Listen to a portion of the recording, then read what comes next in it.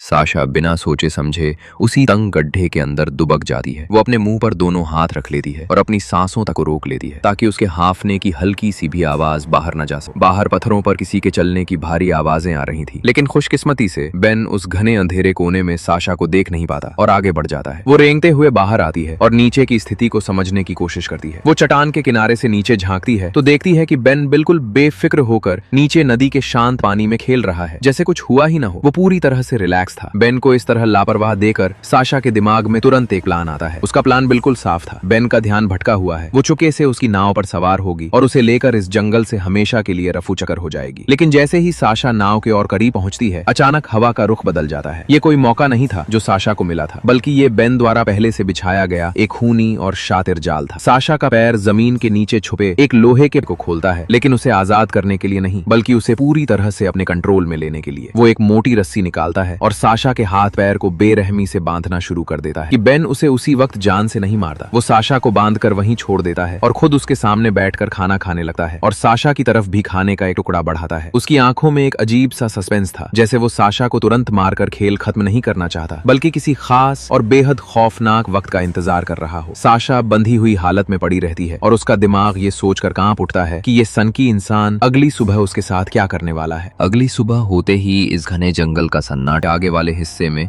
रस्सियों से बेरहमी से बांध देता है। वो नाव को पानी में उतारता है और उसे किसी अनजान ठिकाने की तरफ ले जाने लगता है। रास्ते भर बेन इतना शांत और सहज होकर बातें कर रहा था, मानो वो किसी को किडनैप करके नहीं, बल्कि अपनी किसी पुरानी दोस्त के साथ पिकनिक पर निकला हो। उसका ये सामान्य बर्ताव साशा को अंदर ही अंदर और ज्यादा डरा रहा था। साशा के हाथ पैर भले ही बंधे थे, लेकिन उसकी नजरें लगातार नाव के कोने कोने में घूम रही थी। वो बस एक अदद मौका ढूंढ रही थी जिससे वो खुद को इस कैद से छुड़ा सके। तभी पानी की लहरों के बीच नाव जब एक बार हिचकोला खाती है तो साशा को रस्सी के ठीक नीचे लगा एक छोटा सा नुकीला लोहे का हुक दिखाई देता है। उसके मुरझाए हुए हौसलों में अचानक जान आ जाती है। वो बेन की नजरों से बचकर बहुत ही धीरे धीरे अपने बंधे हुए हाथों को पीछे की तरफ खिसकाती है और उस हुक को पकड़कर रस्सी को काटने की कोशिश करने लगती है। साशा पूरी सावधानी बरत रही थी, लेकिन एक आदमखोर शिकारी की नजरों से बचना इतना आसान नहीं था। इससे पहले कि वो रस्सी के एक भी धागे को काट पाती, बेन उसकी इस हरकत को रंगे हाथों पकड़ लेता है और बिना एक सेकंड गवाए साशा को सीधे उफनती नदी में गिरा देता है। अब हालात इतने भयानक और दर्दनाक हो चुके थे कि जिसकी कल्पना करके ही रूह कांप जाए। बेन अपनी नाव को तेजी से आगे बढ़ा रहा था और बेबस साशा नाव के पीछे बंधी हुई बर्फीले पानी में बेरहमी से घिसटी जा रही थी। कुछ देर तक पानी में घसीटने के बाद बेन नाव को एक बेहद शांत, संकरी और भूतिया दिखने वाली घाटी की तरफ मोड़ लेता है। वहां पहुंचकर वो साशा को पानी से बाहर निकालता है और रस्सियों के सहारे उसे एक बहुत ही अंधेरी और गहरी गुफा के भीतर ले जाने लगता है। जैसे ही साशा उस गुफा के मुहाने को पार करके अंदर कदम रखती है, वहां का नजारा देखते ही उसके पैरों तले जमीन खिसक जाती है। गुफा की छत से चारों तरफ लोहे की भारी भड़कम जंजीरें लटक रही थी और पत्थरों की दीवारों पर खून के ऐसे गहरे सूखे निशान थे जो साफ साफ चिल्लाकर गवाही दे रहे थे कि ये नरक जैसी जगह पहले भी कई बेकसूर मुसाफिरों के लिए उनकी जिंदगी का आखिरी पड़ाव साबित हो चुकी है। बेन उस घबराहट को छुपाकर बेन को अपनी बातों में उलझाने की कोशिश करती है ताकि उसे थोड़ा सा वक्त मिल सके, लेकिन तभी बेन अचानक गुस्से में अपना मुंह खोलता है और साशा देखती है कि उसके दांत इंसानों जैसे नहीं, बल्कि किसी आदमखोर जंगली जानवर की तरह रेती से घिसकर नुकीले किए गए थे। वो साशा की एक नहीं सुनता और उसे किसी कसाई की तरह अगले शिकार के लिए तैयार करने लगता है। बेन खींचकर उस ढीली रस्सी से बाहर निकालती है। वो बिना कुछ सोचे सीधे उस गहरी नदी में छलांग लगा देती है। पीछे पीछे बेन भी बिना एक सेकंड रुके किसी सन की साए की तरह साशा के पीछे पानी में कूद जाता है। दोनों नदी की एक बहुत ही संकरी और पथरीली दरार से होते हुए बाहर आते हैं और पानी के उस प्रचंड बहाव के साथ तेजी से आगे बहने लगते हैं। साशा पानी में हाथ पैर मारती है, लेकिन बहाव उसे सीधे उस मौत के झरने की तरफ खींचता चला जा रहा था। तभी उसी तेज बहाव के बीच बेन का सिर पानी के नीचे छुपे एक विशाल पत्थर से बेहद जोर से टकराता है और वो तुरंत पानी के भीतर ही बेहोश हो जाता है। साशा के पास यही वो आखिरी मौका था जहां वो खुद को बचा सकती थी। साशा के हाथ ठंड और डर से बुरी तरह कांप रहे थे, फेफड़े हवा के लिए तरस रहे थे, लेकिन वो रुकती नहीं है। आखिरकार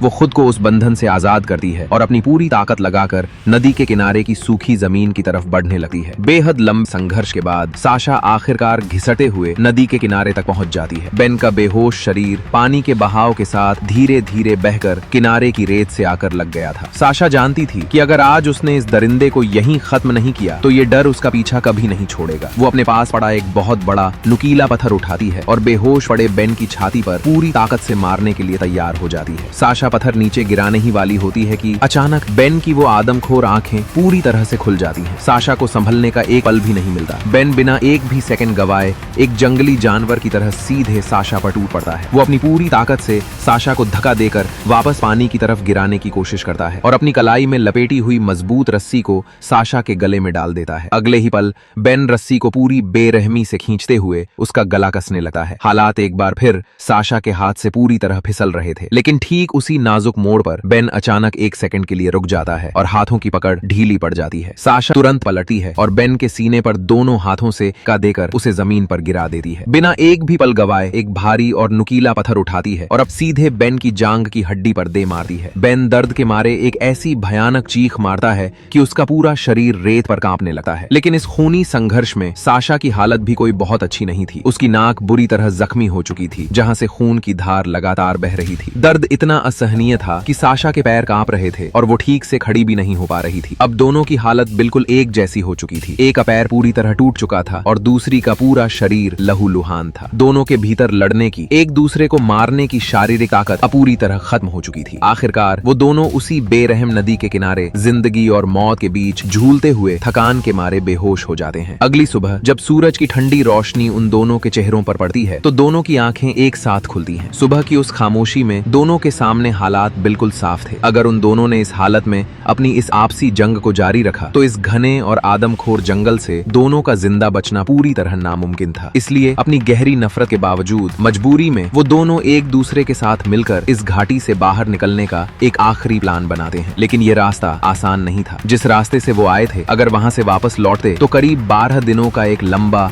और दुर्गम सफर तय करना पड़ता, जो बेन के टूटे हुए पैर के साथ किसी भी हाल में मुमकिन नहीं था। अब उनके सामने सिर्फ एक ही रास्ता बचा था। सामने खड़ी वो आसमान छूती बेहद खतरनाक और सीधी पहाड़ी चट्टान। साशा बेन के सामने एक बहुत ही सख्त शर्त रखती है। वो कहती है कि अगर बेन उसके हाथों में लगी लोहे की हथकड़ी को खोल दे तो वो अपने रॉक क्लाइंबिंग के हुनर का इस्तेमाल करेगी और रस्सी के जरिए दोनों के लिए एक सेफ्टी हार्नेस बना देगी, जिससे वो दोनों ऊपर चढ़ सकेंगे। बेन के मन में कुछ पल के लिए हिचकिचाहट होती है, लेकिन अपनी मौत को सामने देखकर वो मान जाता है और हथकड़ी की चाबी साशा की तरफ फेंक देता है। साशा खुद को आजाद करती है और फिर वो दोनों एक ही मजबूत रस्सी के दो छोरों से खुद को बांध लेते हैं। अब हालात ऐसे थे कि दोनों की सांसें और दोनों की जिंदगियां एक दूसरे की किस्मत से जुड़ चुकी थी। साशा धीरे धीरे उस खड़ी चट्टान पर चढ़ाई शुरू करती है। वो एक पेशेवर क्लाइंबर की तरह हर थोड़ी दूरी पर रस्सी को चट्टान की दरारों में फिक्स करती जा रही थी, ताकि अगर कोई एक भी फिसले तो दूसरा उसे संभाल सके। चढ़ते चढ़ते वो आखिरकार एक बेहद सीधी ढलान तक पहुंचते हैं, जहां हालात और भी ज्यादा डरावने हो जाते हैं। साशा अपनी पूरी ताकत से चट्टान के सीने को पकड़ लेती है और खुद को संभालने की कोशिश करती है। रस्सी पर तनाव इतना ज्यादा बढ़ जाता है कि वो टूटने की कगार पर पहुंच जाती है। साशा अपने दांत भींचे अपनी उंगलियों के दर्द को भूलकर खुद को ऊपर की तरफ खींचती है और पहाड़ी के ऊपरी मुहाने पर सुरक्षित पहुंच जाती है। लेकिन जैसे ही वो ऊपर पहुंचती है, रस्सी का दूसरा छोर जो बेन से बंधा था वो अचानक ढीला हो जाता है। साशा चौंक कर नीचे झांकती है। बेन अपनी कमजोरी और टूटे पैर की वजह से अपनी ग्रिप खो चुका था और वो हवा में झूल रहा था। वो साशा की तरफ देखकर आखिरी बार मदद की भीख मांगता है, लेकिन चट्टान इतनी कमजोर थी कि अगर साशा बेन का पूरा वजन खींचने की कोशिश करती तो वो खुद भी नहीं था। लेकिन इस बार वो किसी आदमखोर दरिंदे के लिए अपनी जान दांव पर लगाने को तैयार नहीं थी। साशा बेन की तरफ देखते हुए उस रस्सी को बीच से काट देती है।